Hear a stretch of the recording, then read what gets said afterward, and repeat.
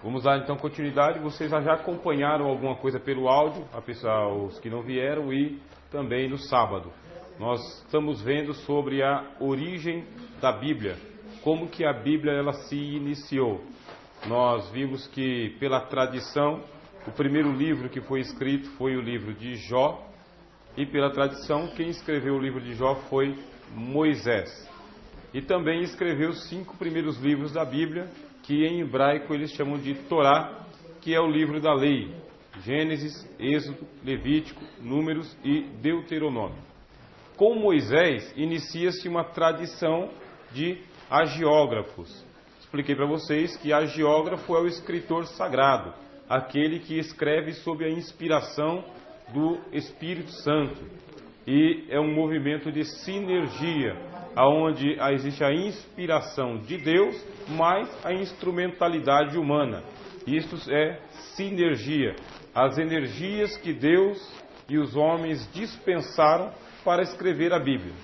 Vimos também que a inspiração de Deus, comumente a gente fala o seguinte: 1% de inspiração e 99% de transpiração, porque o trabalho humano foi difícil, demorado, feroz, complicado. Vimos que o Antigo Testamento, ele demorou 1100 anos aproximadamente para ele ficar pronto, e 1100 anos com apenas 30 homens. Por isso que o Antigo Testamento ele é bastante seleto. Não foi qualquer pessoa que Deus utilizou, que Deus usou, que Deus inspirou. Foram pessoas escolhidas a dedo. Se a gente fizesse aí uma estatística, 1100 anos dividido por 30 homens, você vai ter uma média aí de 3 homens a cada 100 anos, quase. Isto é, durante um século, Deus ele vai entregar a mensagem dele a 3 homens. Por isso que a Bíblia ela é sui generis. Ela é sem igual, inigualável e incomparável. Cada livro da Bíblia ele tem a sua mensagem específica, e a pessoa que escreveu era sempre um profeta. Escreveu a Bíblia é um profeta. Entre estes profetas, você vai ter alguns que são cronistas. Eles apenas relatam a história. O que nós falamos que é inspirado, não é o fato que é inspirado, não é o que aconteceu que é inspirado, mas sim o escrito, o ato de escrever a Bíblia. Vou dar um exemplo para vocês. Existe ali uma passagem em que Deus ele fala o seguinte: quem é que vai induzir Acabe a morrer? Vou simplificar, né? Quem vai induzir Acabe ao erro? Para que ele suba e faça uma peleja. E Deus está sentado num trono, e existe toda a corte celestial que está diante de Deus. Um espírito sai e se apresenta diante do Senhor e diz: eu irei induzir Acabe ao erro. Como que você vai fazer isso? Olha, eu vou ser um espírito de engano ou de mentira na boca de todos os seus profetas. Deus diz assim: vai e você prosperará no seu intento. Esse é o fato. Acabe vai para a guerra. Realmente os profetas começam a profetizar diante de Acabe, dizendo para que ele pode ir para a peleja, pode ir para a guerra, lá ele vai prosperar, lá ele vai vencer. E Acabe fica todo ressabido porque ele está numa aliança com Josafá. Nesse interim, Josafá ele quer saber se existem outros profetas além daqueles que estão profetizando. E a resposta é sim, tem um, mas ele nunca fala bem a meu respeito. E manda chamar o Miqueias. Quando Miqueias vem, ele profetiza diante de Acabe e fala o seguinte: os teus profetas estão proferindo mentiras. Existe um espírito de engano na boca deles. Não vai prosperar coisa alguma. Mesmo assim, Acabe não ouve, vai para a guerra, acaba sendo morto e se cumpre a profecia. Como que nós sabemos disso? Nós sabemos disso porque o hagiógrafo, o profeta, o escriba ou cronista, todos esses são sinônimos, tá bem? Ele está escrevendo sob a inspiração de Deus. Ele. Mas não é o fato que está inspirado. A morte de Acabe não está inspirada. O fato de Miqueias ser chamado também não está inspirado. Amém. O espírito que se apresentou diante de Deus para ser um espírito de engano também não está inspirado. O que está inspirado é a escritura, o escrito.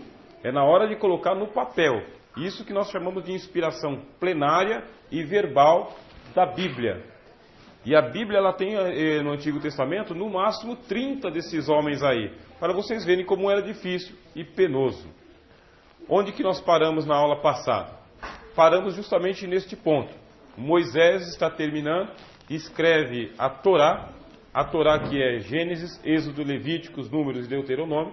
Sabemos que Moisés, ele morre, ele sobe até o Monte Nebo, lá ele morre ou desaparece, ou Deus pega o corpo dele, ele simplesmente subiu e não desceu mais.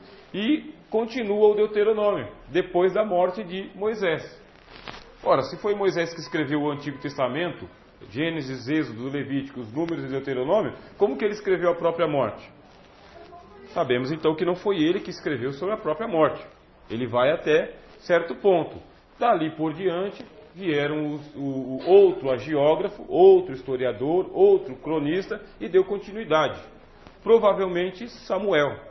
Samuel é o segundo escritor do Antigo Testamento. O primeiro é Moisés e o segundo é Samuel. Em que sentido? Você vai ter o livro de Ruth. O livro de Ruth, avó de Davi. Sabemos que antes do livro de Ruth, você vai ter o livro de Josué e o livro de Juízes. Essas histórias estão todas escritas. O livro de Josué, o livro dos Juízes, o livro de Ruth.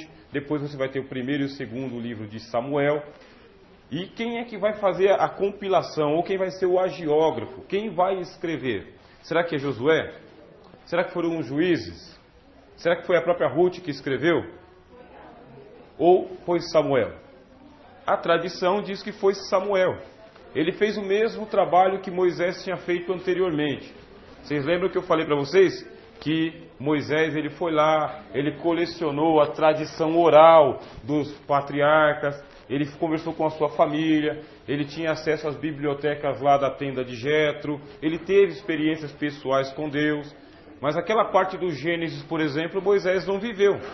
Ele dependia do quê? Da tradição oral que os judeus tinham, os hebreus tinham, a tradição oral, contar a história de geração em geração, de pai para filho, todas as noites na sua fogueira, nas suas tendas, pelo caminho, tradição oral, junto com aquele cajado de família, que era uma espécie de celular da antiguidade, ou diário da antiguidade, onde o patriarca escrevia as suas histórias, e, logicamente, outros testemunhos que Moisés ele foi recolhendo. Moisés foi recolhendo. Ele tinha Josué do lado dele, tinha Ur do lado dele, tinha Arão e outros príncipes também. Tudo isso vinha para Moisés e ele, pela inspiração, colocava lá no texto sagrado. Mesma coisa aconteceu com Samuel. Ele recolheu os livros que foram escritos no tempo de Josué, os livros que foram escritos no tempo dos Juízes, inclusive o pequenino livro de Ruth, que com certeza tem a influência de Davi, já que Davi vai ser o rei de Israel, e quem unge Davi é o Samuel. Ele vai procurar saber a história genealógica de Davi, e a história genealógica leva até o livro de Ruth, que está perto do tempo dos Juízes, e Samuel, por inspiração de Deus, consegue fazer a coleção destas histórias e escreve o livro de Josué, do jeito que chegou para nós hoje, as histórias dos Juízes, do jeito que está para nós hoje, de Ruth, o seu primeiro livro de Samuel e parte do segundo livro de Samuel. Parte por quê? Samuel ele morre e o livro dá continuidade. Ele vai até um certo período. Agora vocês vão perceber o seguinte: Moisés é de qual tribo? Qual é a tribo de Moisés? Tem pelo menos 12 para vocês escolherem. Um chute só serve. Moisés era da tribo de Levi. Moisés da tribo de Levi. E a tribo de Levi é uma tribo sacerdotal. E Samuel? Samuel é de qual tribo? Qual a tribo de Samuel? Profeta Samuel. Judá? Vou dar uma dica, ele é sumo sacerdote. Se ele é sumo sacerdote, e a tribo sacerdotal é a tribo de Levi, qual é a tribo de Samuel? Levi. Outro levita. 2 levitas estão cuidando da Bíblia. 2. Deus escolheu a tribo de Levi para poder trazer a Bíblia para nós. A tribo sacerdotal. Eles são os maiores interessados em que a história sagrada, a história de Deus junto com os homens, seja preservada. As outras tribos, elas eram pastorais, eram agrônomas, comerciantes, militares, mas a tribo de Levi era uma tribo religiosa, sacerdotal. A gente pode dizer que, historicamente, a fundação da nação de Israel é graças à tribo de Levi. Se não fosse Moisés levita, com Samuel levita e o sacerdócio, a nação de Israel teria se desfragmentado há muito tempo e nós não teríamos a Bíblia. Não teríamos. Os sacerdotes se dedicaram a guardar os escritos, colecionar os escritos, preservar os escritos e copiá-los. Foram os sacerdotes. O mesmo fenômeno aconteceu para nós com a Bíblia em todas as línguas. Quem preservou para nós a Bíblia até o dia de hoje? Pode perceber, não foram os comerciantes, nem os políticos, nem os soldados. Quem preservou a Bíblia para nós até os dias de hoje sempre foram os bispos, os presbíteros, os monges, os padres, os frades, os patriarcas da igreja grega. Sempre foi a turma da religião que preservou a Bíblia. Sempre. Os monges ficaram lá nos mosteiros durante anos e anos copiando à mão a Bíblia. Se eles não tivessem feito isso, nós teríamos perdido. Sempre foi o mundo religioso, o povo religioso, quem preservou a Bíblia. E lá naquele tempo, o povo religioso é a tribo de Levi, dentre eles Samuel. Se não fosse Samuel, nós não conheceríamos a história de Josué, nem de nenhum dos juízes de Israel, nem a história de Ruth, nem a consagração de Saul e de Davi. Mas Samuel, sumo sacerdote, preservou e Deus conferiu a ele o Espírito Santo para que ele compilasse aquela parte. Quem escreveu originalmente o livro de Juízes, nós não sabemos. A gente não pode dizer que foi Gideão que escreveu a sua própria história. Não podemos dizer que foi Sansão que escreveu a própria história. E nem que foi Ruth quem escreveu a própria história. Vocês vão perceber que em língua portuguesa, que não cai nessa grade de básico, mas a gente pode até procurar trazer do médio para o básico, porque eu acho que é uma necessidade. Mas quando você está fazendo a conjugação do verbo ou do substantivo, ou você fala em primeira pessoa, ou em segunda pessoa, ou em terceira pessoa. Se é em primeira pessoa, eu estou falando de mim mesmo. Se é em segunda pessoa, eu estou falando de você, dele. Terceira pessoa, estou falando do ele ou ela. Então, eu, tu e você. Agora, como que está escrito o Antigo Testamento? Sempre em terceira pessoa. É sempre alguém que está narrando a história de alguém que aconteceu com outro alguém. Você dificilmente vai encontrar em primeira pessoa, a não ser quando você chega ali no livro de Jeremias, Isaías, Ezequiel, nos Salmos. Aí você vai ver em primeira pessoa. Deus me afligindo, Deus me trazendo a palavra, Deus me mandando. Eu espero que a gente consiga trazer o português para a nossa grade de básico e a gente consiga trabalhar um pouquinho essa questão aí, que vai ajudar bastante na interpretação da Bíblia. Pegaram até aqui? A Bíblia está ficando pronta. Moisés já trabalhou. Samuel já trabalhou. Samuel, nós vamos até o livro de 1º e 2º Samuel. Depois nós vamos ter o livro de 1º Reis e o 2º livro dos Reis. Vamos ter o 1º livro de Crônicas e o 2º livro das Crônicas. E aqui você já vai perceber então que você tem um envolvimento de muito mais que 30 homens. Porque os cronistas, eles eram centenas de cronistas. Vários. Por que centenas? Você vai pegar a época de Saul, 1100 a.C. 1100, 1050, mais ou menos, antes de Cristo. Davi, 1000 antes de Cristo. Salomão, 900 antes de Cristo. E você vai até Zedequias, 500 antes de Cristo, 580, 605. Isto é impossível então que um escriba que tenha começado a história de Samuel lá em 1100 esteja vivo até 586. Já se passaram aí quase 500 anos.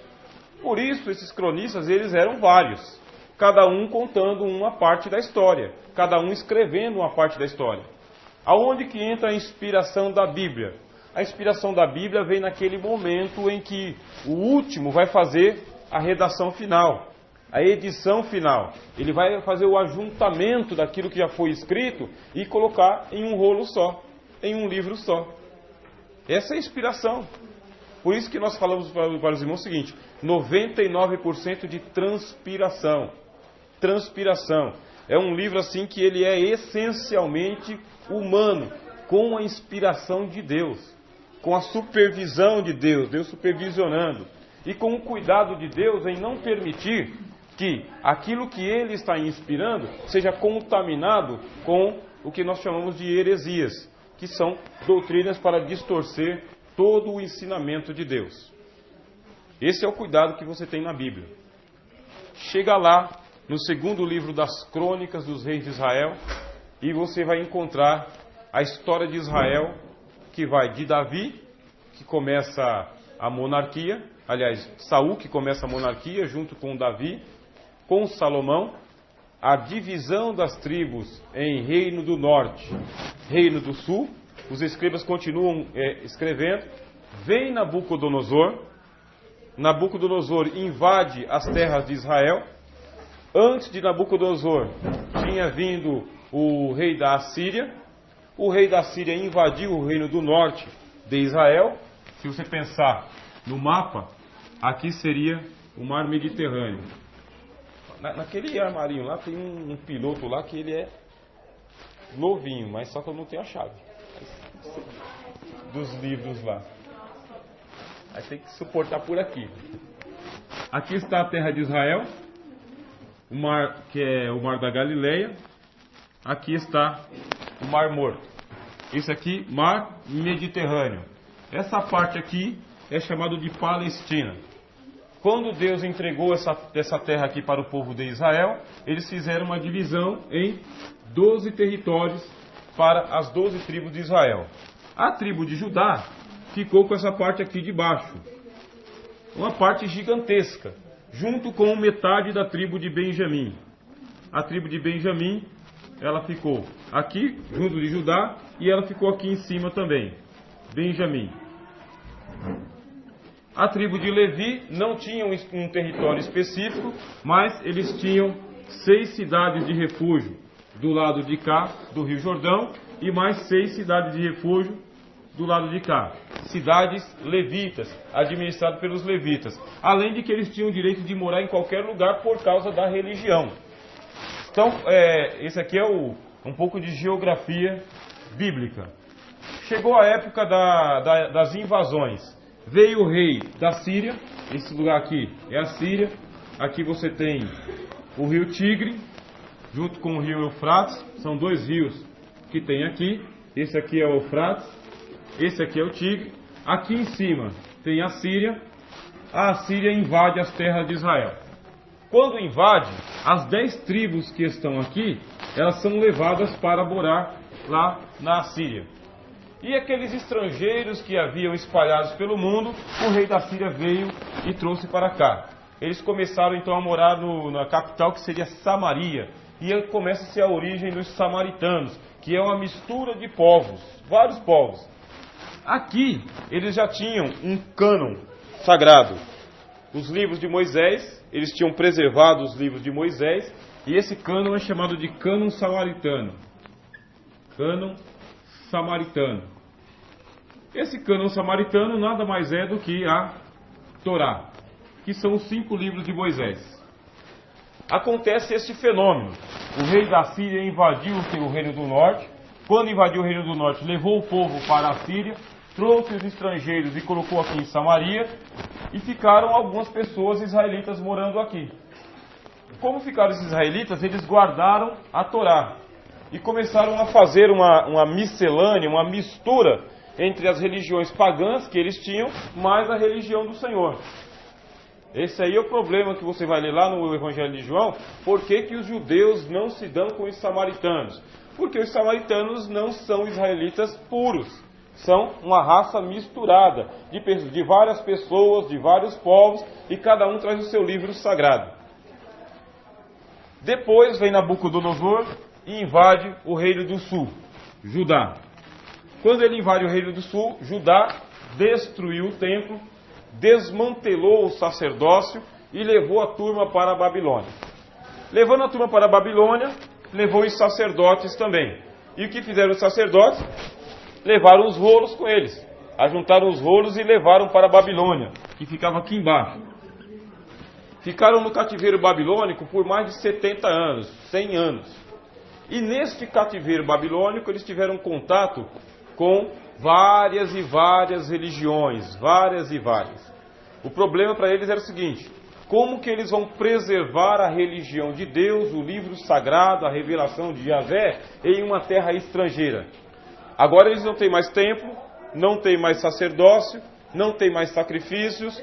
Como que eles vão fazer para em terra estrangeira manterem a sua fé em Yahvé, Jeová? Tradição oral, mais a misericórdia de Deus que levantou os profetas. Por exemplo, você vai ler que Daniel, ele está lendo os rolos de Jeremias. E Daniel fala: eu entendi pelos livros que o profeta Jeremias disse que o nosso cativeiro vai durar 70 anos. Ele levou então, ele tinha lá os pergaminhos de Jeremias. Jeremias não foi para a Babilônia, ele continuou aqui em Judá. Ele continuou aqui em Israel. Mas Jeremias, ele tinha outros livros, como o livro de Moisés ele tinha. As histórias de Samuel ele tinha também. Não foi só Daniel que foi para a Babilônia. Ezequiel foi também. Está na Babilônia. Aí Ezequiel ele diz o seguinte: eu estava lá junto ao rio Quebar e eu tive visões de Deus. E Deus em visão, de vez em quando, ele me trazia para Jerusalém. Ele era transportado em espírito para Jerusalém. E começou a escrever as suas profecias também. Aqui acontece um fenômeno porque o cânon não está formado ainda. Mas a Bíblia está sendo formada. Agora não são levitas. Daniel, por exemplo, ele é da tribo de Judá. Daniel, ele faz parte da corte, está aqui no reino do sul, ele é da tribo de Judá e ele está escrevendo lá. E Ezequiel é de que tribo? Não. Da tribo de sacerdote. Levi. Outro levita escrevendo a Bíblia também. Depois você vai ter o livro de Esdras. Esdras é da tribo de... Ele era sacerdote para fazer a reconstrução do templo. Levi também. E Neemias. Neemias da tribo de Judá. Ele vai se tornar o governador e vai reconstruir Jerusalém. No mesmo tempo você vai ter o livro de Esther. No mesmo tempo. Eles estão todos no cativeiro babilônico. Segundo livro feminino da Bíblia. Você tem o livro de Ruth, lá no começo, e o livro de Esther, aqui no fim. E quando eu falo no fim, nós estamos aqui por volta do ano 586 a.C., mais ou menos, tá bem? Tudo aqui é mais ou menos, é data aproximada. Você vai até o ano 445 a.C. também. Todas essas datas são aproximadas. Aqui surgem os chamados livros históricos. Livros históricos, para nós que somos protestantes, livros históricos. Quais são esses livros históricos? Você tem a primeira divisão, que é a Torá, a lei de Moisés, e a segunda divisão, que são os livros históricos. É o livro de Josué, Juízes, Ruth, 1º e 2º Samuel, 1º e 2º livro dos Reis, 1º e 2º livro das Crônicas Aí vem Esdras, Neemias, Esther. Esses são chamados livros históricos porque a ênfase, o conteúdo principal é contar a história e não trazer profecias e nem lei. Esse é a ênfase principal. Mas quem é que deu o nome de livros históricos? Esse nome livros históricos vem pela tradição católica, quando eles fizeram o cânon católico, junto com a tradição protestante que é a nossa. Nós é que chamamos de livros históricos. Como que os judeus chamam? Livros proféticos. Porque foram escritos pelos profetas. Eles fazem esta divisão. A lei de Moisés, os profetas e os salmos. Só isso. Junto com os salmos você vai ter os livros de Jó, os livros de Provérbios, porque é assim que os judeus entendem. Eles dividiram em 3 partes. Os protestantes dividiram em quantas partes? Vamos lá então. 4, vamos conferir. Lei, livros históricos, livros poéticos, profetas maiores e profetas 5 partes. Por que são chamados de profetas maiores? Porque os rolos que eles escreveram são mais extensos. E por que são chamados de profetas menores? Porque o que eles escreveram são rolos menores, pequenos. Os judeus não entendiam assim. Eles entendiam que a divisão era lei, profetas e os salmos, ou os poetas. Essa era a divisão que eles tinham. O nosso cânon, ele tem 39 livros no Antigo Testamento. O cânon dos hebreus tem 22. Por quê? Porque eles ajuntam os livros todos em um rolo só. E quando eles ajuntam os livros, aí eles vão pegar os 5 livros de Moisés, mais os chamados profetas, mais os salmos, e a totalidade vai dar 22 livros que eles ajuntavam. Eles ajuntavam por quê? Livros pesados, escritos em pergaminho, em pele de animal. Esses livros pesados, tinha que colocar esses livros nas sinagogas. Ainda a sinagoga não existia, mas nas casas de leitura. Nessas casas de leitura tinham suas prateleiras, e somente o escriba, o que a gente chama de bibliotecário, somente ele tinha acesso a esses livros. Ficava lá na casa dele. Se alguém tinha que ler, tinha que ir até a casa dele, ele ia até a estante, pegava, colocava para a pessoa ler, a pessoa lia, e na hora de ler deixava na posição que estava, porque manusear aquele livro é muito pesado. 2,5 kg, 3 kg, 5 kg, muito pesado para manusear aqueles livros gigantescos. E a prateleira tinha que ser bem revestida mesmo, né? Bem forte, senão desmantelava tudo. Até aqui nós estamos no cativeiro babilônico. Os profetas estão escrevendo. Eles voltam para Jerusalém. Quando eles voltam para Jerusalém, eles trazem também os pergaminhos, trazem os rolos, só que são vários. São dezenas e dezenas, não são apenas 22, são dezenas. Cada um foi espalhando. E chegou a hora de organizar o Antigo Testamento. Quem vai fazer isso, mais uma vez, é Esdras. Qual que é a tribo de Esdras? Levi. De novo, você teve a organização, a primeira organização por Moisés, a segunda organização por Samuel e a terceira organização por Esdras. 3 levitas que Deus usou para poder organizar o Antigo Testamento. 3. É ele que teve que fazer a edição final. Vamos supor que você fosse escrever um livro hoje. Vou escrever um livro. Você vai lá, redige o seu livro, escreve ele, coloca no português, gramática, ABNT e entrega para a editora. Aquele livro que vai sair lá com a capa bonitinho, ele vai ter a grande parte do conteúdo, tudo seu, mas ele vai passar por uma edição. Essa edição, porque ele tem que ter um formato de venda. Ele tem que passar por uma edição. Modificar palavras, às vezes reorganizar parágrafos, tirar parágrafos, acrescentar. Ele tem que passar por uma revisão gramatical, ortográfica e ainda de estilo para poder publicar o teu livro.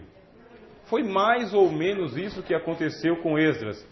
Ele é responsável por reconstruir o templo que tinha sido destruído. E quando ele está reconstruindo o templo, o pessoal aqui não permitiu, não deixou.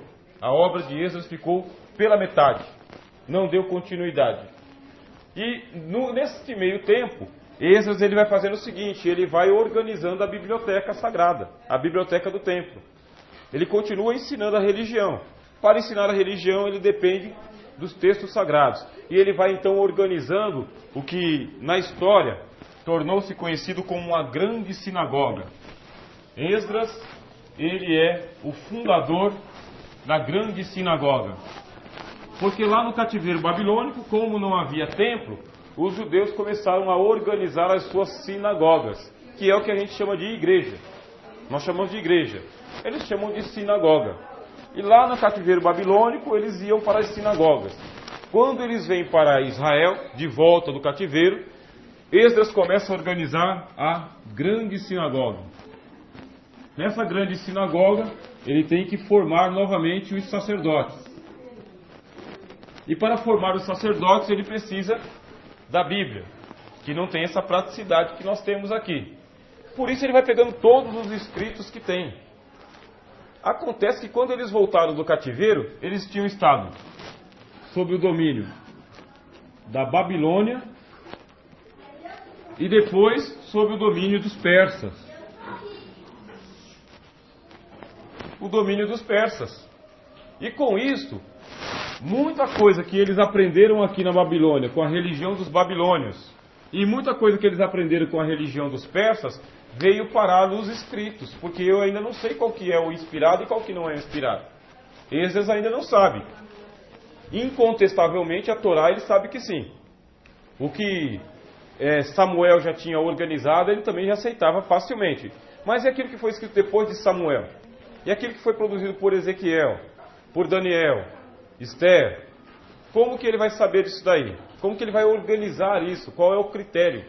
Por isso ele monta a sua grande biblioteca. Na sua grande biblioteca tem todos os livros que nós temos aqui no Antigo Testamento, mais alguns e outros também. Ele está organizando, nós estamos mais ou menos por volta do ano 450 a.C., mais ou menos. Se levantam outros profetas, como o profeta Zacarias, profeta Malaquias, profeta Joel. Aí aparece lá um livro do profeta Jonas, que era muito antigo, que tinha profetizado muito antes da queda de Jerusalém e da queda de Samaria. Muito antes. Aparece o livro de Jonas também. Ele vai colecionando livros. Colecionando. Essa é a parte da transpiração total de Esdras. E ele tem que ser bastante criterioso. Bastante criterioso. O que foi produzido para falar sobre a religião de Israel, a religião de Deus, e o que é literatura espúria, sem inspiração, sem valor nenhum. Tudo está, um dos critérios que ele usa é o seguinte: tudo que estiver escrito em hebraico. Está escrito em hebraico, ele coloca na biblioteca. Está escrito em outra língua, ele não coloca na biblioteca. Com um pequeno problema. O livro de Daniel, ele tem umas partes que está em aramaico. Ele aceita porque os judeus estão falando o aramaico. E perdeu-se então a pronúncia em hebraico, e aquela parte que foi escrita em aramaico, ele aceita. Daniel está no cânon também. Até aqui, nenhum problema. A sinagoga está sendo organizada. O cânon está sendo montado.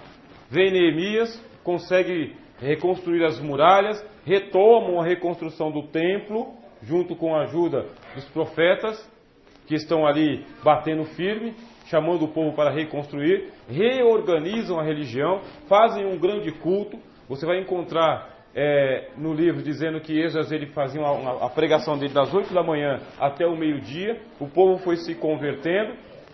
A grande sinagoga, ela está funcionando a plenos pulmões, a plenos vapores, vamos dizer assim.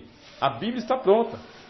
Olha só, começou a ser escrita lá 1500 antes de Cristo. Já estamos no ano 440, já passaram 1100 anos. 3 levitas foram usados por Deus para organizar o cânon.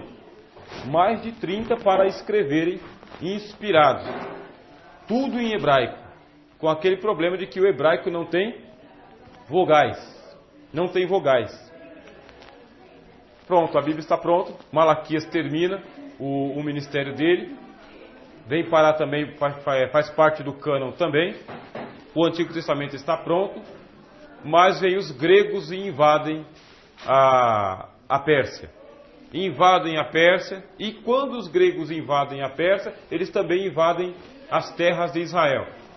As terras de cima, as terras de baixo, e as terras de baixo elas vêm parar na mão dos egípcios, que falam o grego. A terra de cima fica lá na mão dos... São os gregos também, mas são outra linha. Esses dois, os gregos invadindo, tomando conta das terras de Israel, inclusive da própria sinagoga, acontecem várias guerras ali nas terras de Israel. Várias guerras. E os irmãos macabeus, eles estão lutando para que Israel não seja absolutamente contaminado pela cultura grega. Acontece que os gregos prevalecem, os judeus eles não têm chance de resistência. E começam a falar em grego. Isso é importante, irmãos. Os judeus aprendem a falar em grego. Os gregos eles tomam conta do mundo inteiro, da Babilônia, da Pérsia, de Israel, do Egito, da Macedônia, da Europa. Os gregos estão tomando conta de tudo. E agora eles estão fazendo o seguinte, eles estão ensinando o grego. As pessoas vão aprendendo a falar o grego. Quando aprendem a falar o grego, aqui em Alexandria, no Egito, aqui embaixo no Egito, Alexandria,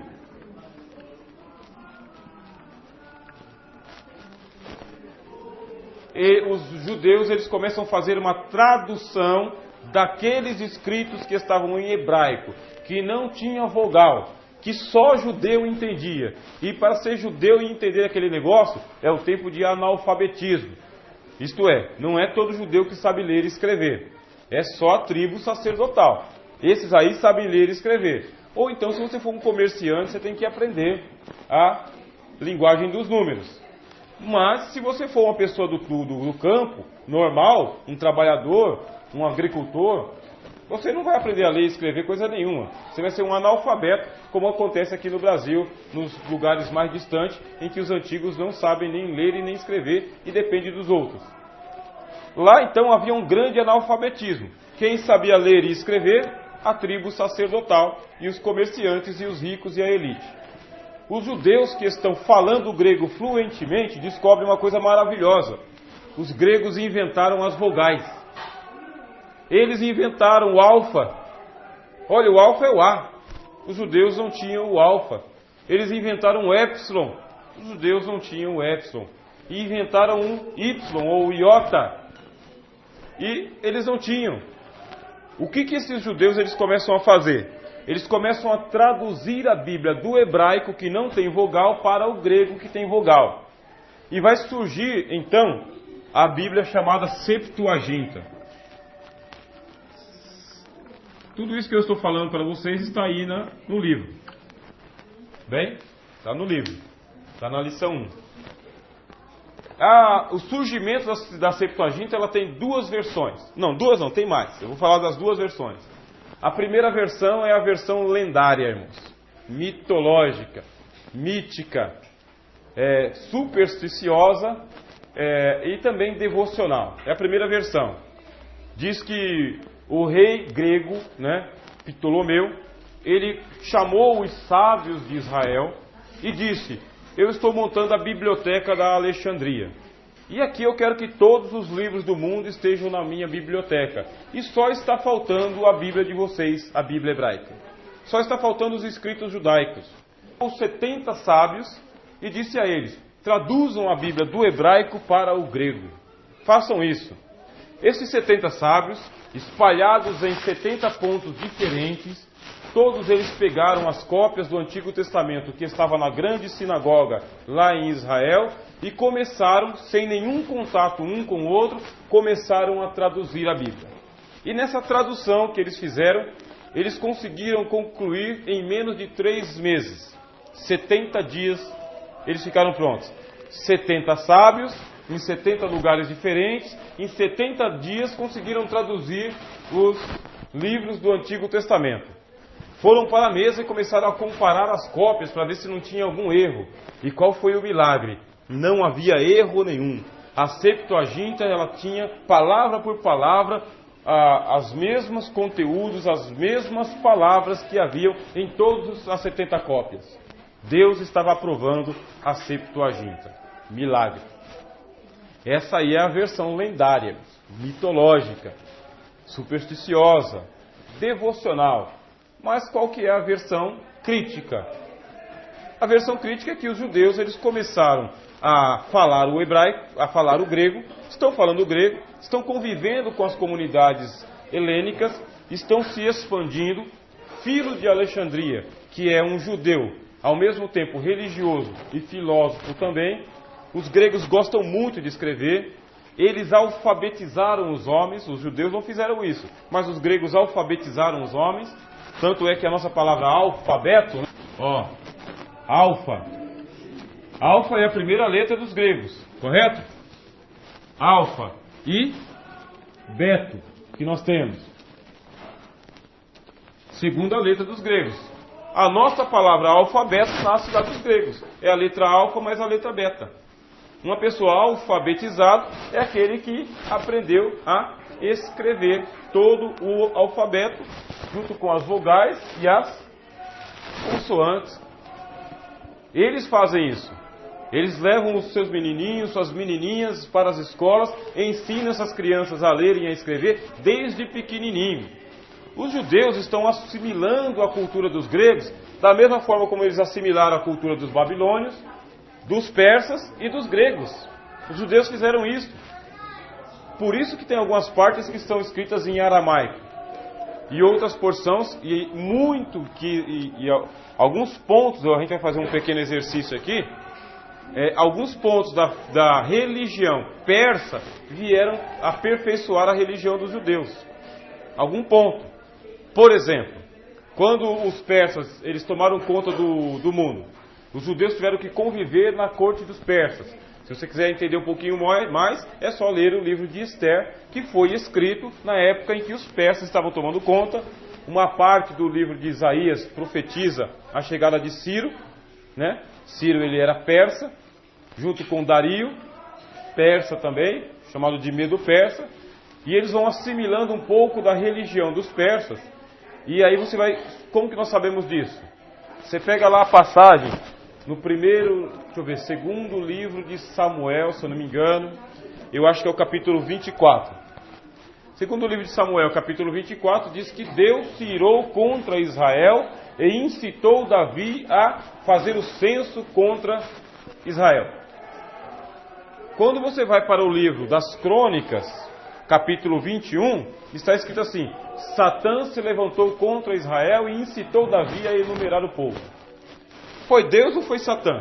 Como que nós explicamos isso? Explicamos assim. A explicação é esta. É que o livro das Crônicas já foi escrito depois do cativeiro. Ele foi compilado, editado depois do cativeiro. E depois do cativeiro, os judeus eles fizeram um aperfeiçoamento na teologia deles, em que Satã, ele agora é o adversário de Israel, não Deus, Satã. E o livro de 1 Samuel foi escrito antes do cativeiro. Na aula passada eu falei para vocês sobre a revelação progressiva, aquilo que eu vou descobrir só com o passar do tempo. Antes deles terem contato com a religião dos persas, eles não tinham a noção de Satã como um ser opositor de Deus. O que eles pensavam? Que Satã era um dos anjos de Deus. Por isso que você vai ler lá o livro de Jó, e Satanás se apresenta junto com os filhos de Deus em um culto lá no céu. Porque eles não pensam eles não sabem, pela revelação progressiva, eles não sabem que Satã é o adversário que se rebelou contra Deus e fez aquela coisa toda que está no livro de Ezequiel. Não sabem. Não foi revelado para eles isso daí. Satã é uma das criaturas de Deus. É assim que aparece lá no livro de Gênesis, quando a serpente aparece. Só que a serpente ali ainda não é chamada de Satã, no livro de Gênesis. É só chamado de serpente, que foi uma das animalhas ferozes que Deus criou, a mais astuta que Deus criou, está no livro de Gênesis. No livro de Jó, Satã está entre os filhos de Deus. Mas quando você vai lá para o livro das Crônicas, Satã já é o adversário de Deus. é um adversário de Deus. E quando você vem para o livro de Zacarias, que também foi escrito depois do cativeiro, lá no livro de Zacarias, Satã, ele é o opositor que se levanta contra o sumo sacerdote Josué. Aqui ele já tem uma revelação de Deus, de que Satã não é um filho de Deus que faz parte da corte celestial, é um ser que se rebelou contra. Aí você vai para o livro de Ezequiel, que também foi escrito lá no cativeiro babilônico, você vai ter a história do querubim ungido que se levantou e se rebelou contra Deus. A teologia judaica está fazendo isso, está crescendo. Crescendo em contato com quem? Com outros povos. Outros povos. Os judeus que estão lá no Egito, em Alexandria, já sabem disso, que a revelação é progressiva. E começam a traduzir a Bíblia do hebraico, muito difícil, que ninguém lê, para uma língua que todo mundo lê. Porque eles querem que a história dos judeus seja contada e recontada no mundo inteiro. É uma estratégia dos judeus. Trazer a história de Deus, a revelação de Deus, para a língua que todo mundo lê. Nasceu a Septuaginta assim. 70 sábios? Não, não eram 70 sábios. Muito mais que 70 sábios. 70 dias também não é 70 dias. Foi um trabalho árduo, difícil, complicado, de comparação.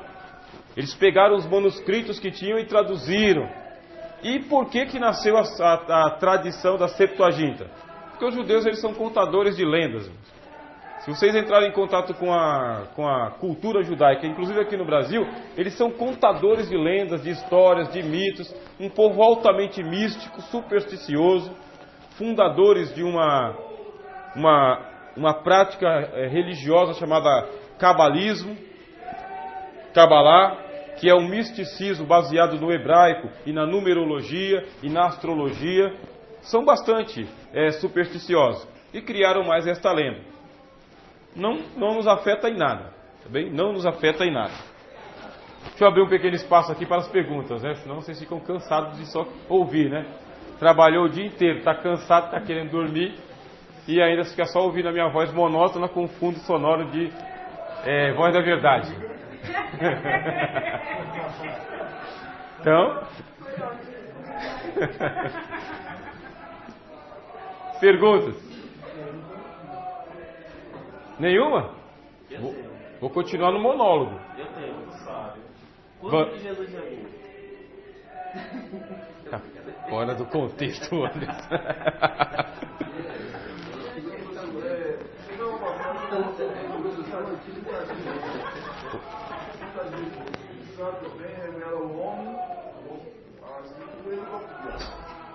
Segundo você falou, o livro já foi completo, inspirado por Deus.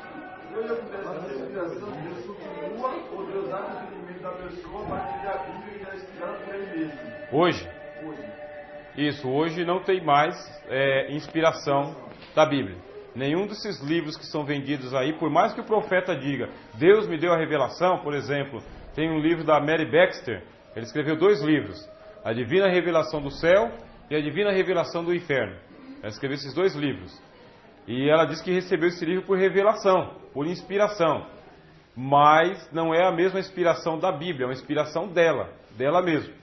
Não existe mais, nós não aceitamos nenhum outro escrito inspirado por Deus para a doutrina da igreja. Nenhuma. O que acontece conosco hoje é o que a gente chama de iluminação. A iluminação, você vai até o texto bíblico, o mesmo Espírito que inspirou o escritor, ele está sobre nós. E ele ilumina para que a gente possa entender um texto sagrado, naquele momento. A inspiração, inclusive, ela não se aplica nem ao pregador. O pregador não tem o mesmo tipo de inspiração que o hagiógrafo. O pregador, ele pela iluminação de Deus, está explanando um texto e existe muita coisa que ele fala ali que é só cultura humana, é só dele mesmo. Ele está iluminado por Deus. Aí o pregador está mais transpirando mesmo. E tem que transpirar bastante por causa que a Bíblia é assim, ela exige. Então quer dizer, o que nós falamos hoje, principalmente o pregador, Deus inspirou os homens para traduzir e escrever a Bíblia. Não é correto. Para escrever é correto. Você acabou de falar que Deus inspirou para escrever. Deus usou e inspirou Para escreverem. a escrever. homens. Vamos lá, você vai entender. Os homens que estão escrevendo a Bíblia estão sob a inspiração de Deus. São dois momentos. Na hora que ele está escrevendo, está a inspiração de Deus. E depois, o outro momento que é eu que vou fazer a leitura. Eu que vou fazer a leitura, eu não estou inspirado. Não existe mais essa inspiração. O que vai ter para mim é iluminação. Eu leio o texto, Deus me ilumina e eu entendo o que está escrito na Bíblia. Iluminação. Na hora que eu vou fazer a pregação, eu não estou inspirado. Eu não sou inspirado. Quem está inspirado é o texto. O texto está inspirado. Essa inspiração do texto, ela passa por mim, que sou o pregador. Por você, que é o pregador. Aí sim, a pregação é inspirada não por causa do pregador. É inspirada por causa do texto. É quem escreveu o texto. O texto ele não nasceu assim, ó. Abre-te, César. Entendeu? Apareceu. O texto foi escrito. Mas foi assim, o escriba tinha que saber ler, escrever, conhecer o alfabeto. Ele tinha que saber disso aí. É a parte humana. Só que Deus não permitiu que ele colocasse lá no texto coisas da mente dele, da cultura dele. Deus tomou cuidado para que ele escrevesse sob inspiração de Deus. Só o que Deus queria. Exemplo, o apóstolo Paulo ele escreveu uma carta aos Coríntios. Nós só temos duas. Só que ele fala, eu já vos escrevi por carta, e nós não temos essa carta. O que aconteceu com ela? Não era inspirada. Era uma carta do apóstolo Paulo. Não era inspirada, a igreja perdeu essa carta, a carta se perdeu, não veio parar aqui, porque Deus tomou cuidado de que os pensamentos de Paulo não viessem parar aqui para nos doutrinar. Teve uma outra carta que Paulo escreveu a Laodiceia, que não veio parar na Bíblia também. Não era inspirado, Deus não permitiu chegar aqui. Se fosse, Deus teria colocado aqui. Excelente. Alguém mais? Então, se você for pegar e explanar, o Espírito de Deus é uma inspiração. É isso, eu não entendi esse negócio. Se você for pregar? Isso, por exemplo, você vai pregar. Você vai entender isso. Você entendeu aquele texto, você ora a Deus. Isso. Seria uma inspiração. Do texto, da Bíblia, não minha. Tem o pregador, irmãos, a gente fala que o pregador está inspirado nessa noite, mas não é o pregador inspirado igual um escritor sagrado. O que ele quando a gente fala de inspiração da Bíblia, a gente fala de inerrância. Inerrância significa que o texto não está errado. Ele é inerrante, ele é infalível. O pregador não. O pregador, na hora que ele está lá falando, ele erra. Ele erra na doutrina, inclusive, que ele está falando, no pensamento dele. O pregador, ele é bem falível. A Bíblia é infalível. Agora, quando é que o pregador está falando com a autoridade de Deus? É quando ele está falando o texto sagrado e a inspiração do texto passa pelo pregador. Passa pelo pregador. Nós temos um testemunho de que...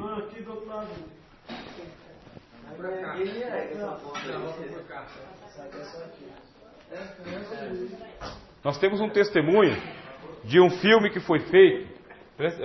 Um filme foi feito. Aí o ator não era crente. E esse era um filme sobre um pregador charlatão. Eu esqueci o nome do livro, do filme. O pregador ele era um charlatão. Ele disse o seguinte: olha, eu vou fundar uma religião de igreja para mim, para ganhar muita grana, mas muita grana mesmo. E esse pregador, ao longo do filme, ele foi pregando a Bíblia, e chegou na última cena do filme, em que esse ator, ele pregou um sermão baseado na Bíblia, e esse sermão que ele pregou converteu várias pessoas mundo afora, com o filme, sem ele ser convertido. Inclusive ele mesmo foi tocado, a maneira como ele passou a mensagem bíblica. Nós temos um outro testemunho do missionário. Um missionário foi até a África, eu acho que é o David Payton, se eu não me engano. Ele foi até a África, e lá na África ele tinha que pregar, mas ele não sabia a linguagem dos nativos. Ele não sabia. Ele pegou Isaías 53, fez a leitura, e lá tinha um intérprete bêbado. Intérprete caindo de cachaça. Aí era o único intérprete que tinha. O David ele pegou e contratou o serviço dele, e enquanto ele estava fazendo a pregação de Isaías 53, por intermédio daquele intérprete bêbado, os africanos se converteram. Esse é o poder da palavra. Não foi por causa do pregador. O Espírito Santo está presente em todo momento em que a Bíblia ela é pregada na sua pureza, na sua integridade. O instrumento humano ele é só um instrumento. Só um instrumento. É um canal por onde passa a inspiração da Bíblia. Essa é a temos e cremos. E anunciamos, irmãos. Eu creio nesse negócio de pedra. Que nem louco, de bater a cabeça na parede. Alguma outra pergunta?